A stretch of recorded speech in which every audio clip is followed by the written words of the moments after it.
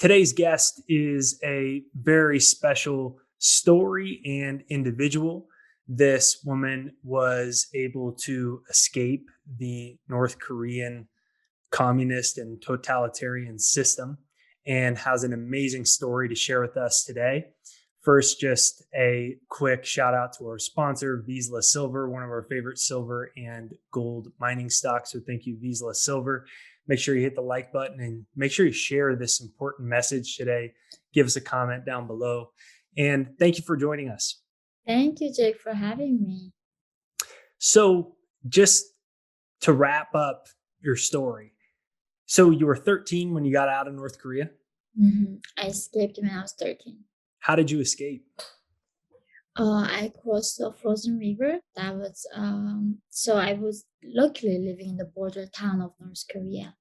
So I walked across the frozen river into China in 2007. And did you do that alone? No, initially I escaped with my mother, and when we got to China, we got separated. Have you ever been able to communicate with your mother again? Yeah, thankfully. So when we got there, we were sold separately by human traffickers. And then several months later, I was able to find my mom back.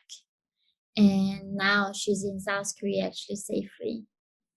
How long was it until you were able to free yourself from, as you said, sold into by a human trafficker? It took 2 years. So eventually, China has this policy where they catch North Koreans and send them back to North Korea, which is like almost sending the Jewish people into gas chambers. Because when the defectors get caught in China and sent back, then we get tortured, sent to prison camps, and executed.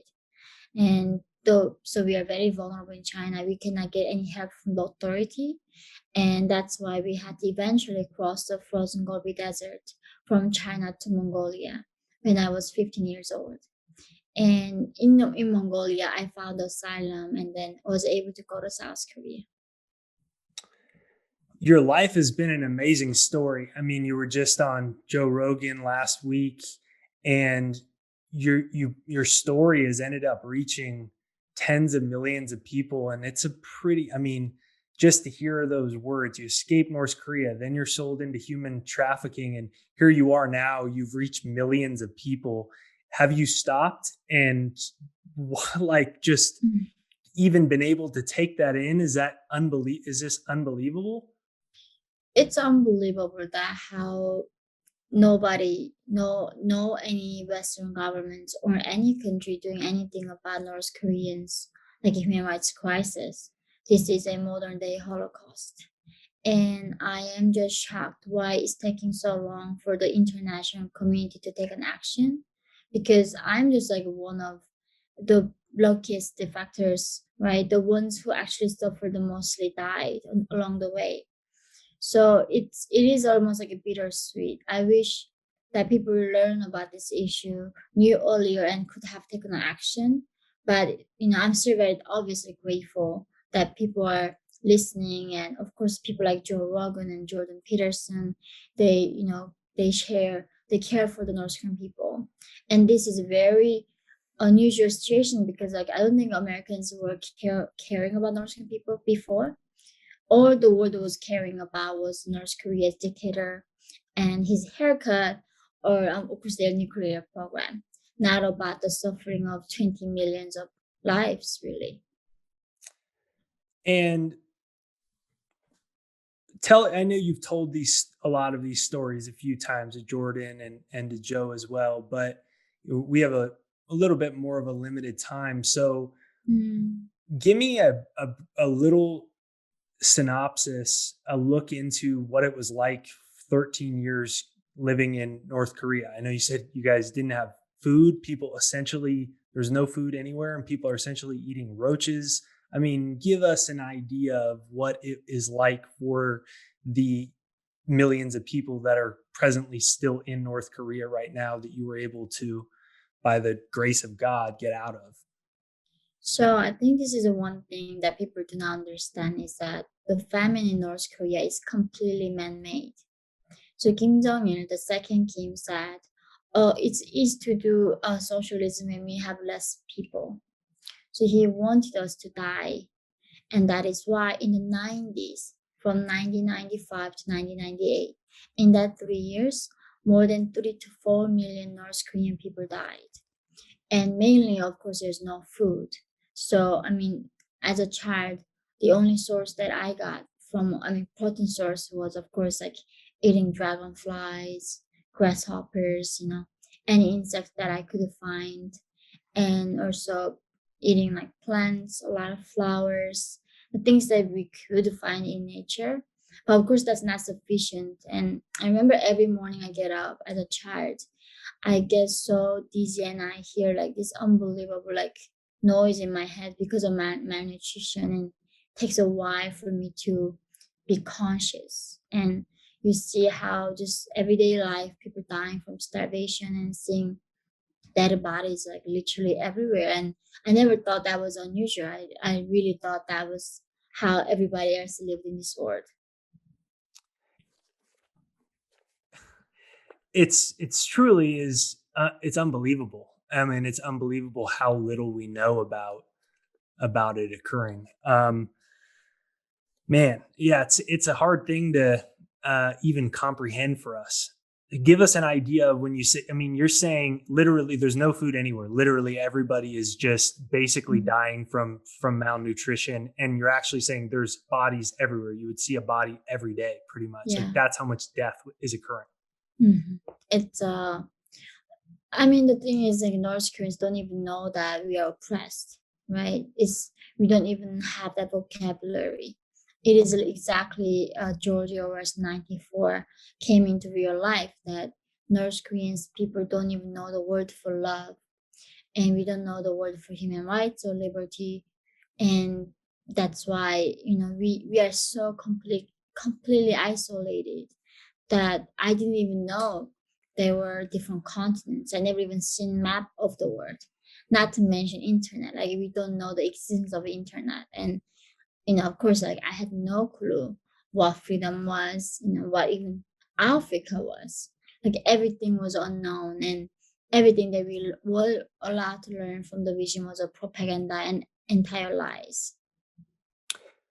So you've told so many stories and they're really powerful, but in a limited time, you've told. I want to encourage everyone, if you want to hear full length and you haven't yet, check out Jordan Peterson, Joe Rogan. They're like 2-3 hours long with a lot of stories. But I want to go back to a couple bigger ideas about Mm. the regime itself, and also the historical mindset of this type of totalitarian system. You said he wanted people to starve. So, in other words, it was a forced depopulation.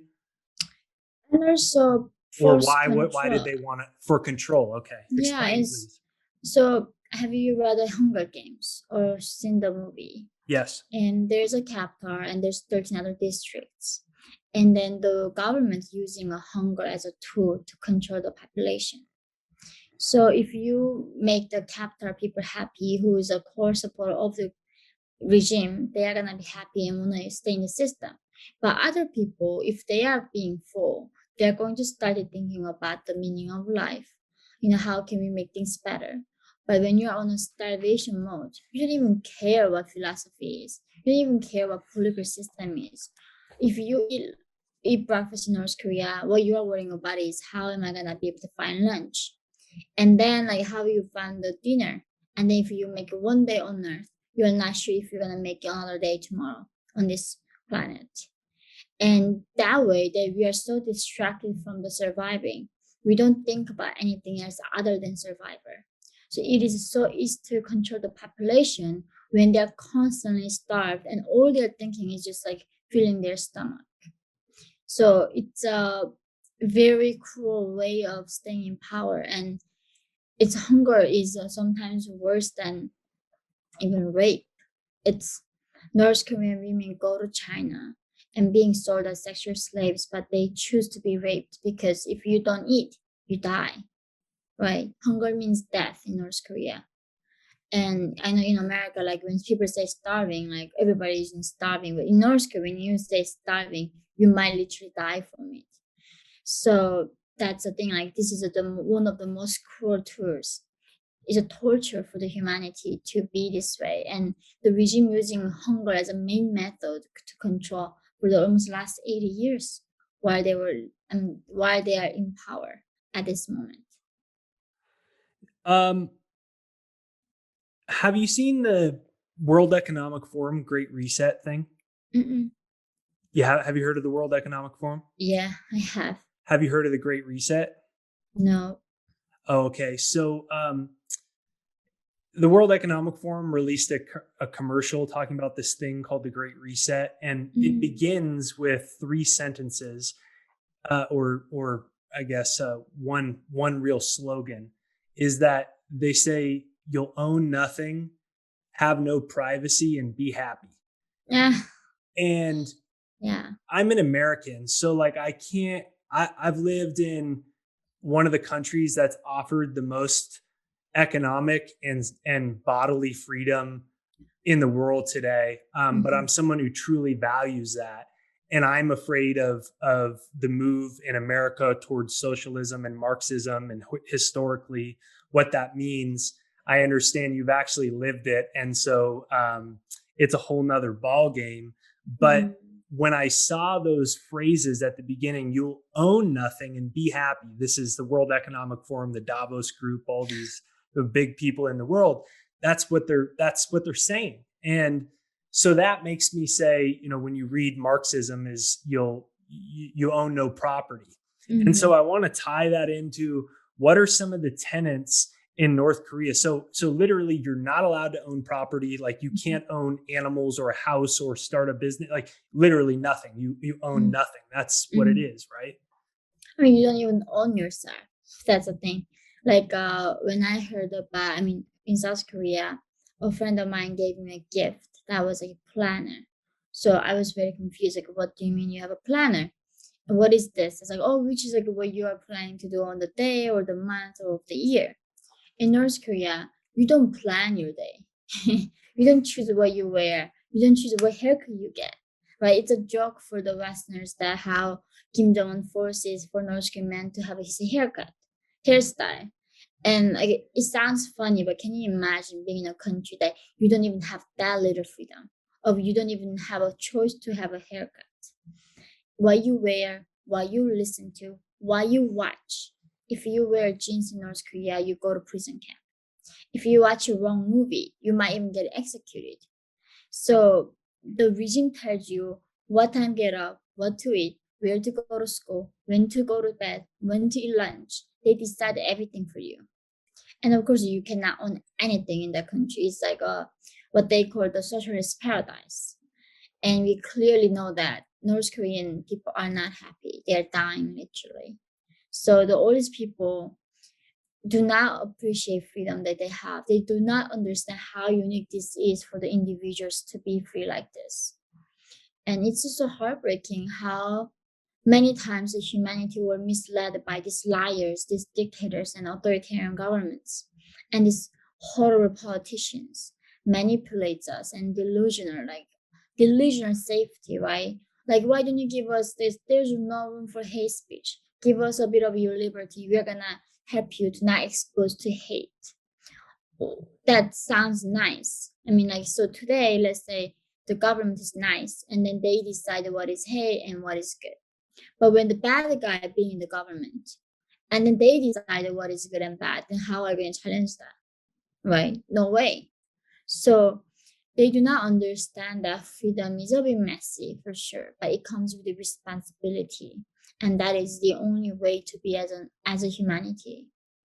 And yeah, it's a thing like communism was tried so many times and is keep being tried till this day. And I think I do see that in America, even in this country, so many young people trying to try out socialism in America. You said a lot of amazing things. You gave me the chills nonstop that whole time. So first, you said socialist paradise. So the question is like, how did North Korea get like this? And you're saying it was the promissory of the socialist paradise, and then you brought the parallel to the West today.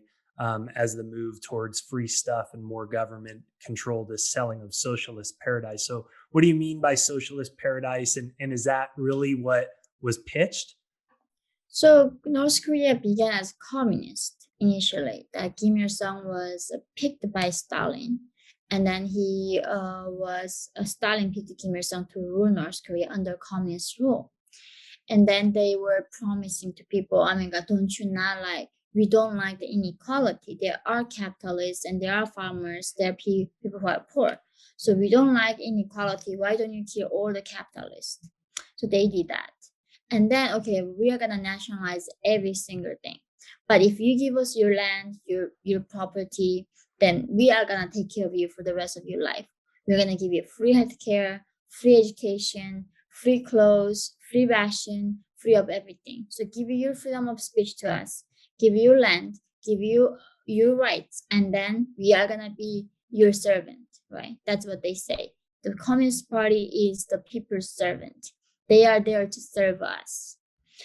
And on the paper, that's what they say. And how amazing is that you have these governments working for your entire life. But in practice, if you say anything that is like challenging to the regime, they kill you, not just yourself. 3 to 8 generations of your family get executed for one person crime in this 21st century. Yeah. So if your house get on fire in North Korea, the first thing is not you like carrying your child and protecting your parents' life. The first thing that you have to do is protecting the portraits of Kims. Because if that gets fired, that 3 to 8 generation of family get killed. So even the portraits of these dictators, supposedly the holiest thing that we need to have. So how is that equality? So, and I think this is what people don't get. Like, oh yeah, free education sounds awesome, free healthcare sounds awesome, right? But nothing is free in this world. Everything, the resources are scarce, and the invention, the technology advance doesn't come from that, and that's why North Koreans do not even know the existence of the internet till this day. Yeah, I mean, it's amazing it's amazing the parallels, and it's why I told you before we talked. Like, I feel like God put made you survive because like you have like an incredible message to share, and I feel like I'm listening to you. I'm like, censorship, right? That's what we've had now. Then we've had the little things, free education, free healthcare. But then you said for you guys, they killed the capitalists and took the property. What's happening now? The demonization of capitalism, while they take capitalism over by having a quasi socialist for the rich already to buy all the assets. I mean, am I overreacting when I look at these parallels? Are you seeing this the same? I'm horrified. It literally, I mean, about just like people here in America do not understand that inequality does not mean poverty, right? I want to be in a country where someone can become a trillionaire, like billionaire. Like was like a Jeff Bezos like a trillion. I don't know how much he's even worth. But the thing is, he didn't murder people. He created a company that's price is so competitive. It's better for the people, the customers. So if somebody follows the law and creates a business that hires people, that creates like innovation, then what is wrong with them becoming billionaires? It's okay. But the thing is, in America, there's another propaganda that's happening as if inequality means poverty. Like I've been serving this like a shelter. I go to homeless shelter. I've been working a lot of this like volunteering work. I couldn't believe in Georgia, Atlanta, when I was doing this volunteering work, giving them hot dog to the homeless people. They say no, thank you. North Koreans, even the rich people cannot eat the hot dogs. That's not something you can even dream of. So would you want to be dirty poor altogether and about to die from starvation where there's no rich people, no billionaires? Or would you want to be in a country that everybody has a potential to become anything they want to? We should encourage people to be rich, right? As long as they do good, that's okay. And the thing is, money feeds children. It creates medicine to cure cancer. Like money is not a bad thing. But this demonization of capital and worth that is rooted in Marxism, and it's all about the giving of power to the controlling class. So this is such a, I mean, we've been trying communism everywhere, more than like how many humanity went through this BS, literally. And every time it brought so much death and misery to humanity. Why are we playing with this evil, the poisonous idea again in America? But now if you say that you're like automatic bigot, right? So it's such a horrifying time to be in America, even to in being in the West in general now. Do you think the sympathy towards North Korea from major countries is because there is essentially an allegiance and an okay with this because there's a type of global group or alliance that essentially wants to institute global communism, but make it a modern instead of one individual, one family controlling it. It's controlled through technology, censorship of all information, digital IDs, digital type. Mhm. Like, do you think that's why that's happening with North Korea? Because you said nobody cares about all the people dying; they just care about them having nukes. Why is this occurring? Is this, uh, you know, is this isolated, or do you think this is a global uh, movement? So North Korea is very unique. I think it's gonna be the for the rest of our life, the humanity needs to like study North Korea so we can prevent this pure evil. How the three kings can replace each other and stay in God in this 21st century. They did that by having zero mercy, have zero tolerance towards any dissent.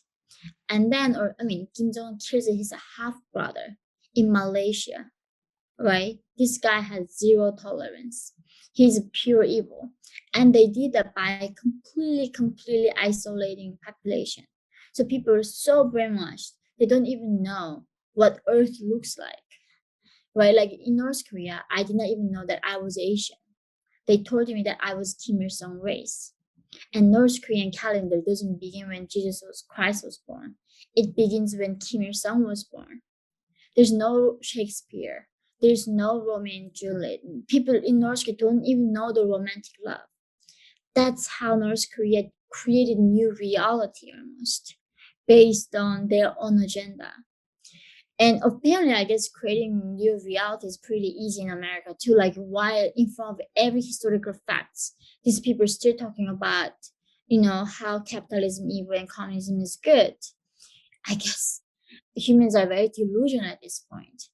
I think the fact that why the West hasn't been fighting for North Korean people is because of just mainly China. Hollywood needs funding from China. American corporations, China's biggest middle class in the world, Nike, Adidas, or I mean even NBA stars, right? They need Chinese money. Media, CNN, Ivy League schools, they needed funding for their research. Every single thing is relying on Chinese funding. So that's why in China, the Communist Party is running North Korean dictatorship. They run the dictatorship. They are the one who is responsible for this human crisis. But I think that's why in America, while they're having no problem standing up for girls who were captured by ISIS, right? Malala, who were captured by Taliban, wins Nobel Peace Prize. Nadia, who was captured by ISIS, wins Nobel Peace Prize. But when the girls being sold by Chinese men and raped exactly the same manner, they don't care. They don't want to write about it. They pretend it doesn't exist. And there are right now 300 North Korean women are in China being sold and raped and killed. And this country rather talk about slavery that happened 100 years ago every single day, but not talking about the actual slavery that's happening right now in this age. So this is a complete hypocrisy and corruption, and it's unbelievable that I didn't expect America to be this corrupt. But seems like it to be reality, and but the thing is, we cannot give up. Obviously, we gotta keep fighting. Yeah, China is the not sexy subject to talk about in America because they bought out everything. And that's what genuinely concern. I mean, we know the FBI confirmed that Hunter Biden's laptop was Mhm. real. Yeah. they confirm that, you know. Yeah. So, and it's not just the Democrats. I mean, these establishment Republicans, they bought out everything. They Mhm. bought out every newspaper. They bought out all of sports. As you said, John Cena went viral apologizing to China. That was Mhm. something I was wondering about. Mhm. And I thought, um, they can't be too happy about someone like you No. know, out here. Um, so, what do we do about that? That's it seems like they've taken over literally everything. I mean, including the White House Yeah, I think and all it the medical industry. or like the media, social media, right? They control the narrative. They decide what is true, what is false. And I mean, even last year, right? I mean, they're talking about the coronavirus is coming from China, not even coming from the lab, just coming from China. That's a racist remark. Like, I mean, we are talking about the facts. It was coming from Wuhan, but how is that a lie, right? And it's, I mean, talking about like my sharing my view. What do I think about the Second Amendment? What do I think about the First Amendment? And those videos on YouTube, I get demonetized and sometimes get blocked even. So it's remarkable that I had to fight for my freedom of speech in America. It's like I thought my journey to freedom ended when I crossed the Gobi Desert into Mongolia, but it seems not. Like in America, I still have to fight for basic human rights. And I think in talking about that, it was scary to come out. I mean, I went to Columbia University. I've been surrounded by 95% of politically correct, mainstream, like liberals. White And liberals. yeah, it's. I mean, in New York, Manhattan, of course, everybody's a liberal. In Chicago too. I think what it takes is that a little bit of courage. I think sometimes the only thing that we can do is speak up because that's what dictators fear the most. And despite the censorship, I think we need to support the platforms that encourage no censorship. Right, there's a lot of alternative social media is rising up right now.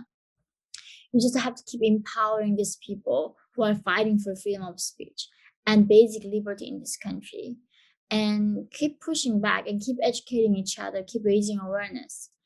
I think, of course, I mean, that is the only thing that we can do at this moment. And I just really hope that we go back to what that common sense was before it's too late. So then, how do you think the United States could solve this problem or handle this problem, knowing that the entire corporate, Mhm. we see Mm. Musk tweeting into freaking China, like they're all literally Chinese puppets across the board in corporate and political America. So do you think that Trump's angle was the angle that should be, as opposed to Biden's angle? Which side of the fence do you think is the way that America needs to move forward? I think, I mean, Trump, that was, I think, greatest legacy of Trump's administration was that raising awareness about brutality of Chinese regime and the threat to humanity. CCP is a threat to entire humanity, literally. I mean, they are infiltrating every sector of every country on this earth right now. And the damage they are causing. I mean, the genocide they are committing right now with North Koreans, with the Uyghurs, with the Tibetans, with Hong Kong, and soon Taiwan. I mean, how this is not enough reason for us to stand up against injustice, right? So I think also even with the trading, the unfairness that they were playing with Americans, Trump was absolutely right about China, and he did push hard. And I think the solution is gonna be come from many ways, but at least recognizing that China is a threat. That is the first step. And the other thing is, imagine if the coronavirus was coming from America. What would the other countries have done to us, or like even China have done to us? China, he hiding this virus that caused like 2 million, over 3 million deaths at this point, and do not take any responsibility. And there's no punishment for this corruption. So if we don't want to get another pandemic and shut down like this, we need to hold China accountable. But of course, everybody's scared. Nobody's there to say that what China did was horrible and they are the murderers. They are committing a crime against humanity at this point. Do you think that the virus was released on purpose, and since they had the medical industry and who bought out, they knew they could push global lockdowns to destabilize the Western world and continue to infiltrate it further? Do you think these lockdowns and all these things were by design, um, released by them? I mean, I really don't know the motive of it, but all I know is it was happening, spreading in Wuhan, and then Chinese knew about it. But then they were silencing doctors and the World Health Organizations. Though we have this like security when there's like disease, something like this happening. The first thing you have to let other countries know as soon as possible, sharing the genetic code, what this is, and preventing people moving forward. And lockdown Wuhan may be the first thing they should have done it. We could have kept it within China and not letting everybody affected by that. But they didn't do that. They were hiding. And even we found out that keep China was like, oh, it's not a problem. I still remember in January and February, they were like saying, oh, it's fine, it's nothing and nothing. Of course, it was nothing. I think even that was enough for us to holding them accountable and asking them, what have you done to all of us? How many lives have been held back, affected by this? I mean, we cannot even calculate the cost and the misery that caused by China this time. But how this is not even enough for us to understanding the threat from China. That's what mystery to me. Like, okay, Chinese are oppressing North Koreans and selling us and raping us. Maybe they don't care. But because China, all our lives have changed. But the thing is, still this thing is not getting people's minds. And they don't understand the threat this regime has for all of us. What do you think their end game is? I think destroying the values of individual liberty and dignity and human rights, right? Globally, or just they want to do their thing Absolutely. in China? Okay. I think it's a global thing.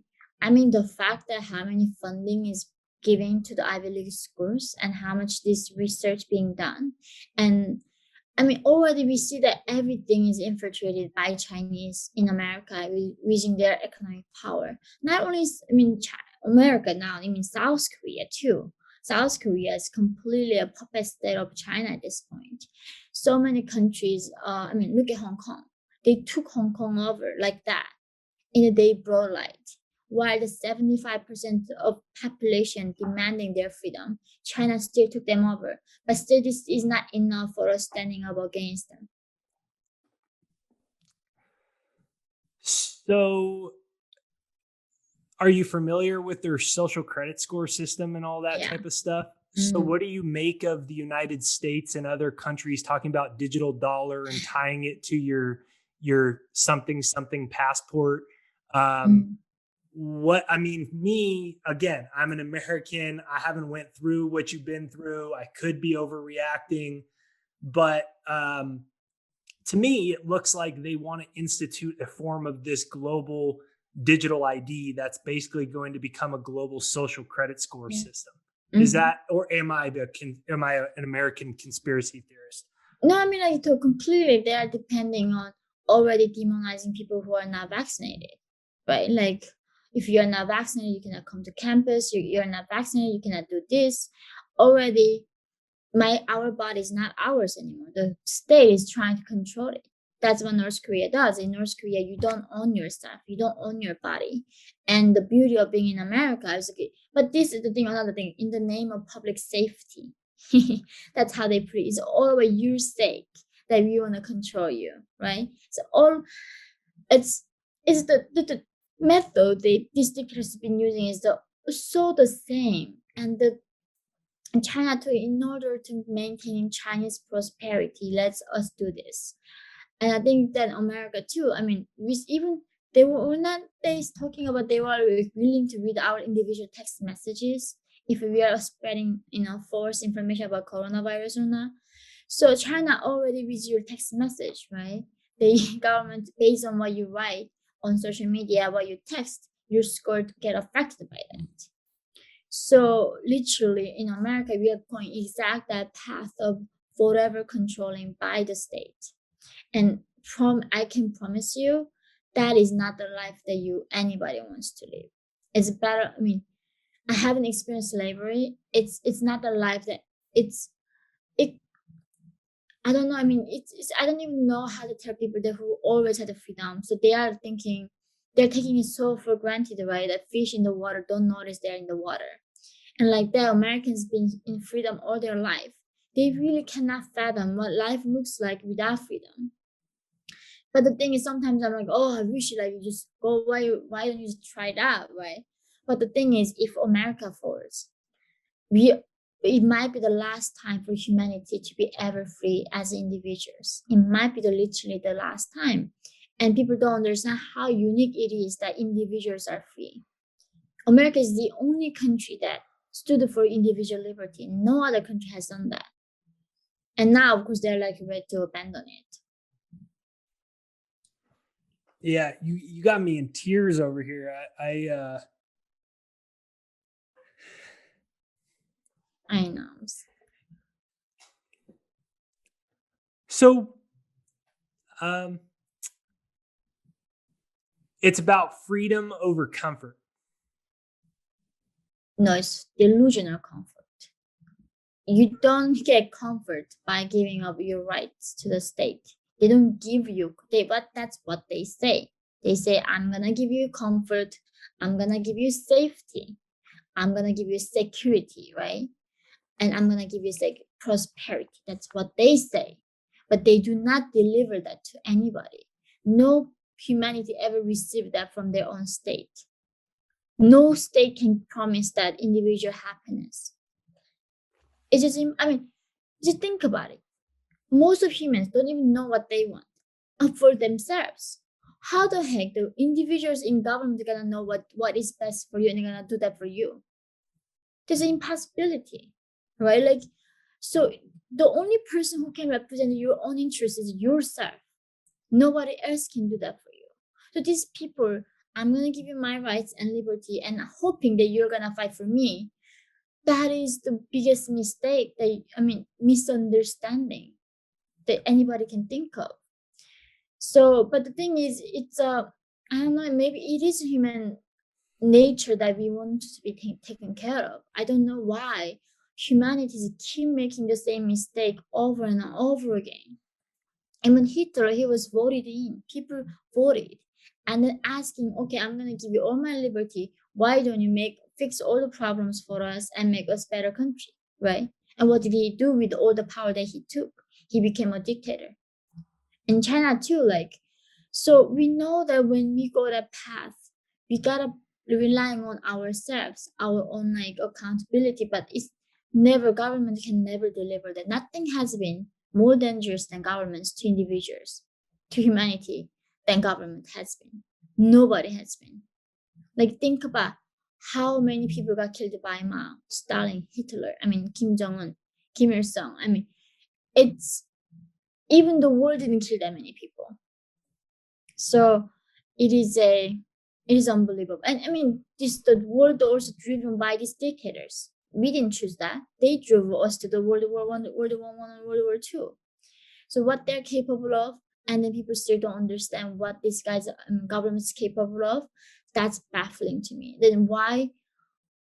That's the thing. As a North Korean, like, I didn't know about this, but these people have a history books. They have education. Why are they not getting this? Yeah, I think it's because they've already bought. This movement of the global banking class combined with these communists and these many different intelligence agencies have strategic. You said You said the communist donations to universities. That's the joke now. Is you go to Ivy League and you're a communist. And I think it's all being done on purpose. Yeah. I think so. Do you agree or disagree? I do think so. I think it's been planned, infiltrating long time, and it feels like very strategic. I think there's some gigantic machine behind of all this infiltration, and they're going every fabric of our society and destroying all of that, right? They're destroying literally family values, the virtue that we had, the tradition that we have, the faith that we have. Everything is being destroyed in the name of what? In the name of complete equality of outcomes. And like only, yeah. So I do think it's. I was asking this exact same thing like Joe Rogan, like, are you hopeful, man? And he said like, no, I'm not, right? Say that again. And Say that again, I please. asked I asked Joe Rogan like, are you hopeful? And I was like, he was like, I'm not hopeful. I am concerned because if even if you think you are okay today, you are politically correct enough, mainstream enough, but they're gonna come for you too. They're gonna come for every single one of us.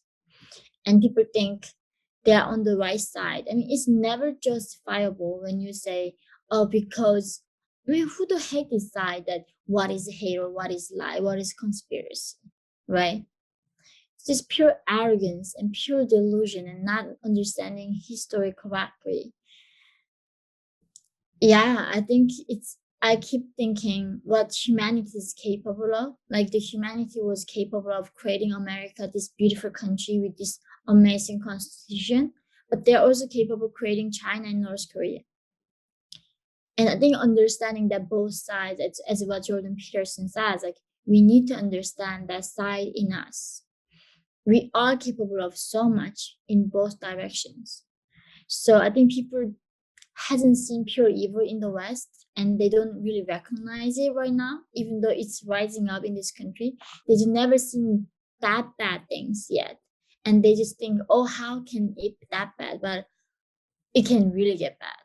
If we keep going this direction, it can get really, really, really bad. And there may never be a turning back to it, right? Like we all thought authoritarians and North Korean dictators gonna fall if there's a technology advancement, if there's information flow, economic growth gonna bring a political freedom, but it didn't. Look at China; their grip on the power and the control gotten stronger as the economy grew. That's why freedom is so rare. It must be fought. Without it, without fighting for freedom, you never get it. And that's why North Korea can last, even 80 years, and we don't even know it's gonna end in our lifetime. And there's no reason why it cannot happen to for America. If it happened to North Korea, it can happen to us too. It can happen to anybody. Like people, until you get cancer yourself, you think, how is it possible that I'm getting a cancer, right? And it happens to people, so many people. And until you get into college accident, you think that would never happen to you, but it happens to so many people like that. There is no exception for Americans never going into that direction. I think understanding would really help us to prevent that. Hopefully, if not, it's not too late to fight back.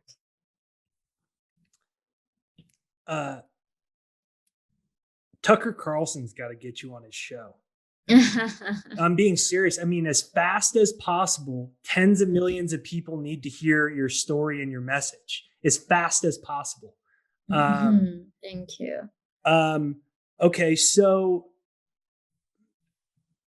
I feel like you've made the point pretty clear, and I know we only have so much time, but you made the point pretty clear that every time throughout history, it's always been sold as a socialist paradise. Yeah. And you're saying to Americans, beware of the selling of a socialist paradise right now, because we know where that goes. That's what you're saying. Mm-hmm. Yeah, every time government promised to deliver you a utopia, nothing has been more dangerous than men trying to create a utopia. It always brought the living hell to us, right? Life is hard. We're born with different capability. We don't choose our birthplace. Can you imagine that when we are born, how do we choose our birthplace and how do we choose our parents or skin color? Inevitably, life is gonna create inequality of outcomes. It's inevitable. That's just nature of a cycle. And who calculates lightning and kills you, right? That's the thing. There's so much randomness into life, and when you try to fix that artificially, going against nature, that's when everything goes wrong. And you need some humility that, and also understanding this is how complex life can be. I think that pure without knowledge, they just keep thinking, oh, why am I a woman? This is bad. So let the government fix it. Like, oh, I'm this, let them fix it. And yeah, it's just really just remarkable. I'm like, after being in Colombia for 4 years, almost I thought initially it was like some a joke at some point, right? This is so crazy. I just thought like this gotta be some like hidden camera experiment on me. Were you demonized there or vilified there for these types of ideas? I couldn't express these ideas, and Why? Did you ever try to?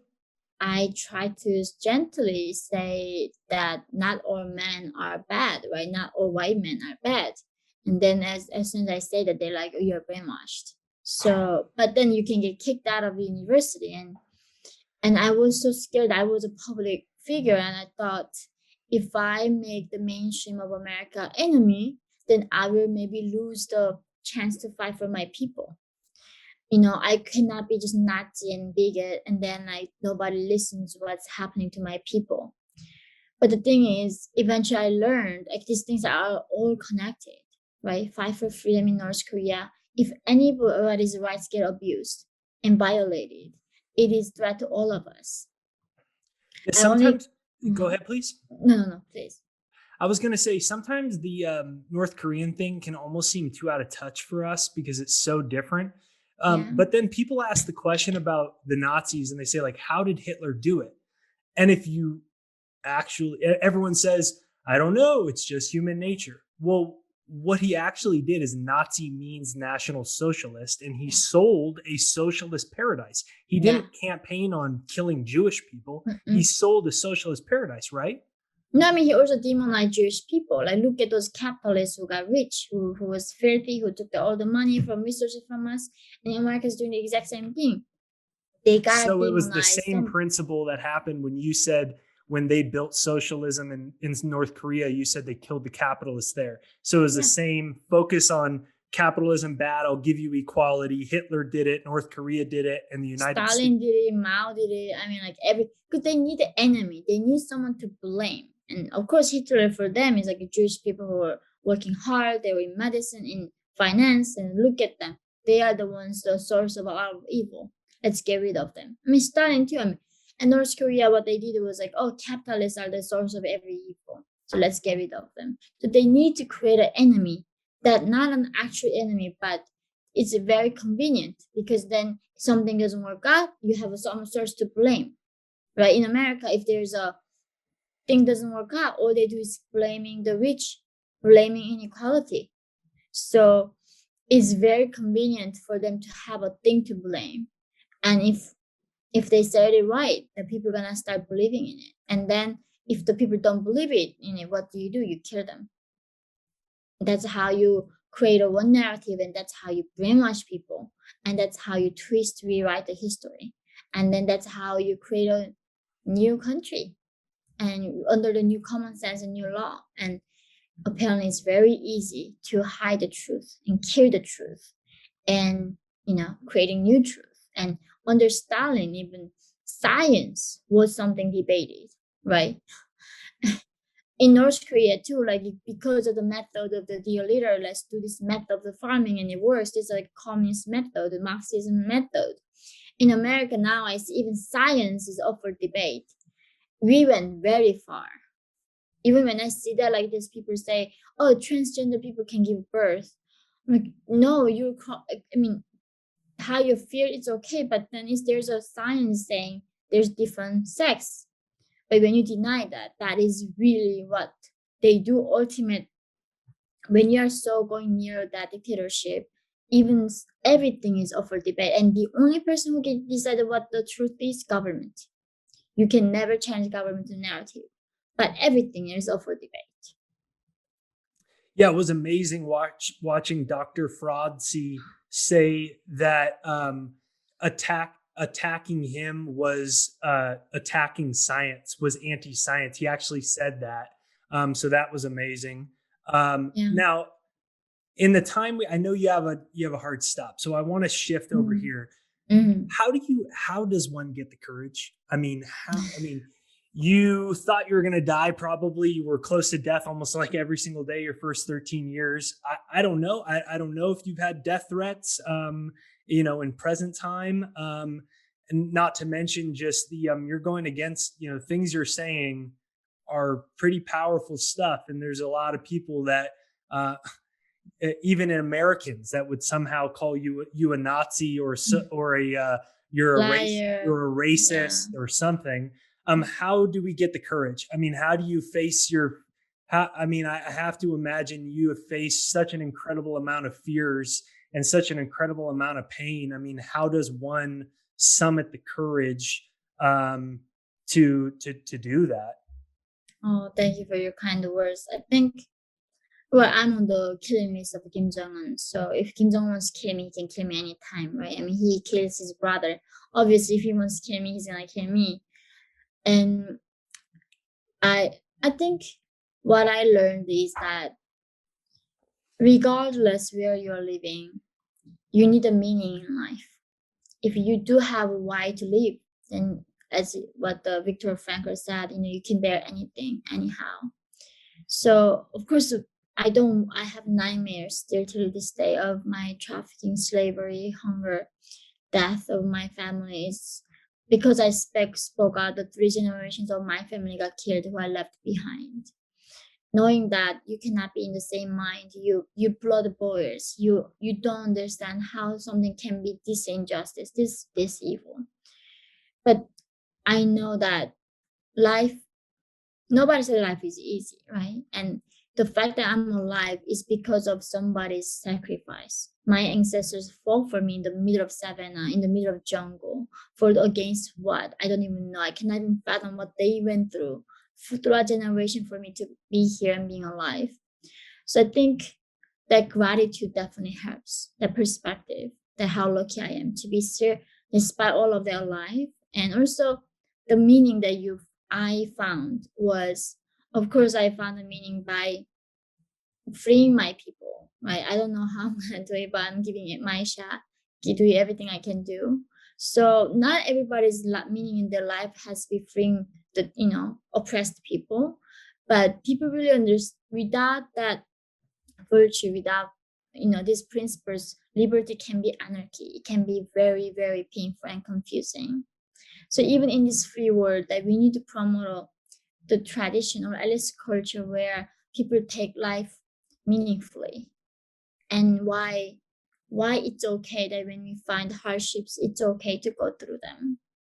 So instead of like promoting the safe space of not exposing any reality to people, but we need to promote the resilience and teach them the truth and make them strong and make them like know how grateful they should be. So I think that's what at least how I'm coping with my existence and with my journey to be here. Um, I would imagine that, I mean, based off of what I've read and Karl Marx and all the, I mean, these are anti-spiritual or anti religious, anti-God Mm. movements. They Yeah. Karl Marx firmly says that. Obviously, we know China is this type of a movement. I would imagine there's not much when you're starving to death. There's not much thought to something larger in the universe. And I Mm. wonder, after everything you've went through, Mm. especially you quoting Viktor Frankl, for those that haven't, Mm. a man's search for meaning. He Yeah. survived Nazi time. Amazing story. But have you had, did you along your journey have like any profound spiritual experiences at the depths of trying to keep going in human trafficking, or when you got out? Did you feel like something larger kept guiding you? I just wonder. I would think to survive all of this, and Mm. many people in America, their parents just get divorced or something, and all of a sudden they're ruined for the rest of their life. One person broke up with them, and they ruined Mm. for they've literally become a psychological victim, and then the rest of their life is they're why they don't have what they want, and they become a victim. um, Mm. Tell me a little bit about that. I mean, Mm. what's that been like for you? I think that's the so in North Korea, I mean, we don't even know what universe is. I told you we don't know what Earth is. I mean, we don't even see the map of the world. So of course, if you there are some people get a Bible, then they get executed. if you pray, I mean, there's no Mother's Day in North Korea because Kim Jong-un got so freaked out that people's love for their mother is gonna distract their loyalty to Kim Jong-un and the party. So they don't allow any love other than love for the regime and the dictator. So religion is absolutely, completely banned, and we don't even know the word for religion in North Korea. That's how they control your mind and thoughts. Literally, And the word doesn't exist. no, there's no word for gay. I mean, like, there's so many words don't exist in North Korea. And I think at some point, right, even science only understood like 80% of what we are experiencing in this world.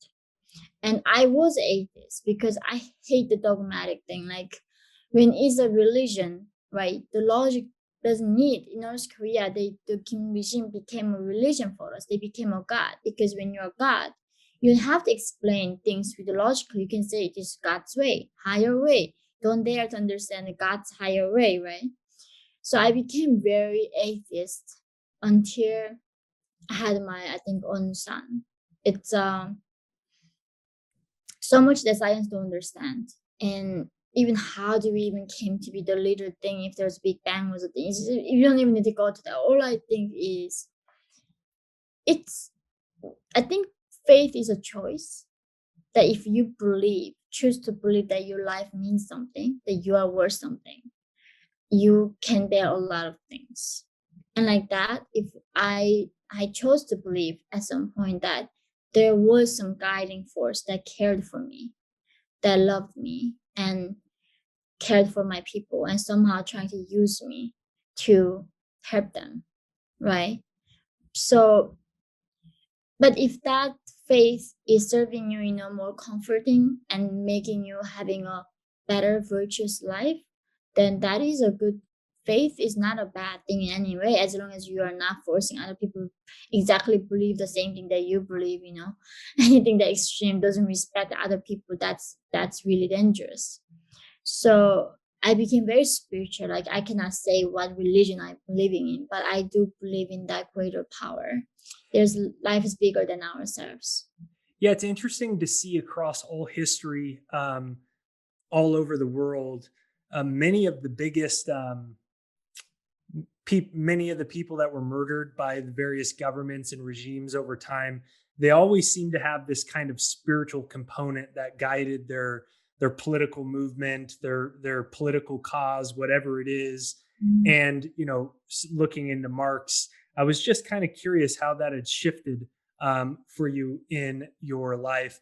Now, I know we got to wrap up because you got to go. How old's your son? Is he old enough to know your story? No, he's a toddler. He's a And toddler. yeah, I do want him to definitely not just my story. I want him to know this history of humanity and how lucky it is to be free, how lucky it is to be even alive, and how precious the thing that life is, how life is a gift.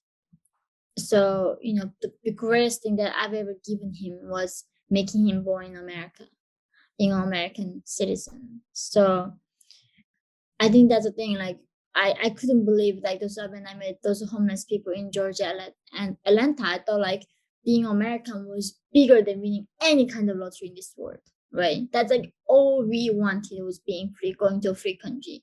That's my father died even not even knowing the free world existed. Wow. Not even experiencing one time. He did not know the word free. He did not know life could be this way. And this is the thing, the fact that you know what freedom means, that's a privilege. That's when we call it what privilege looks like. And yeah, so I think I want my son to know that. And so yeah, it'd be interesting to raise him in America, but I will do everything I could at home.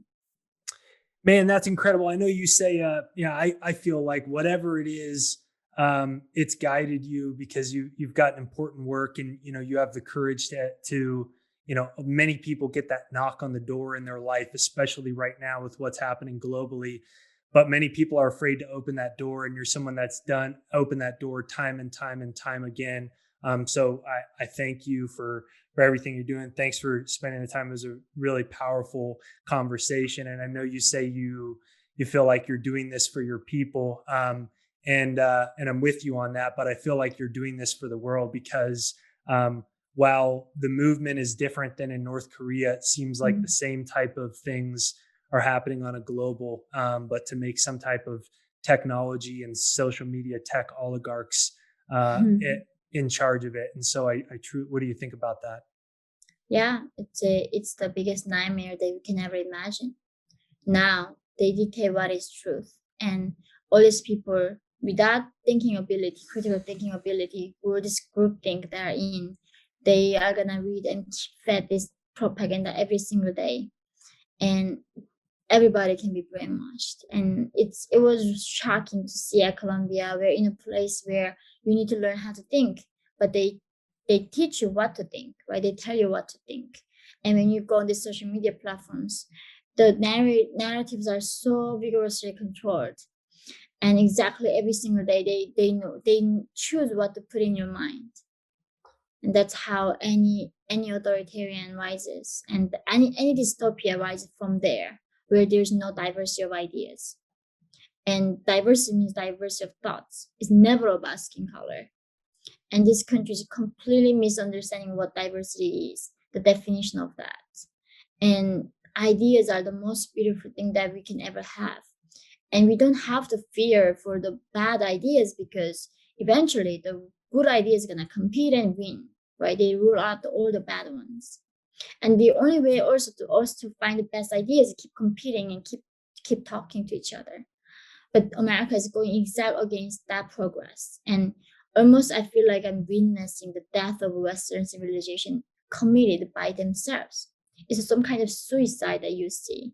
This civilization's great, lifted so many people from poverty, gave so much rights to individuals' freedom, and now you see them killing themselves on their own. Incredible. We got to get you. We got to get a book out there for you as fast as possible. Has anyone approached you? I wrote a book called In Order to Live. It's my memoir. Oh, I was not aware of that. I'm going to link. I'll link that right there down below for everyone listening in the description. We'll go ahead and link that book. Is there anything else you'd like to anywhere where people can find you, or let's wrap this up with some things you'd like the listener to know, or a place they could find you? Yeah, I have actually also YouTube channel. I do make a videos to really talk about North Korea and really try to educate the public about more about what we've been talking about. So they can find me on YouTube called The Voice of North Korea by Yeonmi Park. And they can find me on Instagram, Twitter, but not on TikTok. So yeah, so we'll link all those down below. So why not TikTok, huh? Yeah, why? No. Why don't you wrap that up and tell someone, for people that are on it, that are listening to this and maybe not grasp it, if you got 60 more seconds to tell us. It's been owned by Chinese company, and Chinese company is literally owned by Chinese government, right? So there's no distinction between Chinese government owns everything. Still, it's a communist party. It's a Chinese communist party. People don't really get that. So why would you want to be, a thing that is owned by China? And I don't even know what they're going to do with the information that I share there. At this point, I don't even have the faith in American governments, companies. But yeah, the last place I would put my data in is going to be Chinese government. Powerful stuff. So for everyone listening, please make sure you share today's episode. Go ahead, copy and paste that, put it out on all your social media, on your website, newsletter, text it to a friend, or hook it up onto your TV on HDMI and watch this with a couple friends with dinner and a glass of wine or coffee this weekend. And let's help spread this important message and her amazing story.